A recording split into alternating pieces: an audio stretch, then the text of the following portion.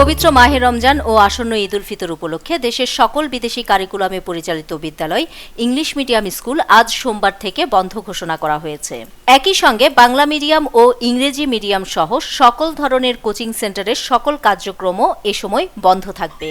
রবিবার শিক্ষা মন্ত্রণালয়ের এক বিবৃতিতে এ তথ্য জানানো হয়। বিবৃতিতে বলা হয়েছে, পবিত্র মাহে রমজানে ঢাকা সহ বিভিন্ন শহরের জনভোগান্তি নিরসন, বিশ্ব পরিস্থিতি বিবেচনায় বিদেশি কারিকুলামে পরিচালিত ইংরেজি মিডিয়াম স্কুল বিদ্যালয়ের প্রতিনিধি নিয়ে শিক্ষামন্ত্রী এহসানুল হক মিলনের সভাপতিত্বে সভা অনুষ্ঠিত হয়েছে।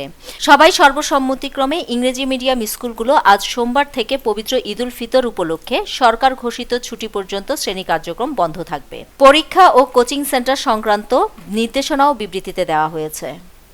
নিউজ ডেস্ক, দৈনিক পূর্বকোণ।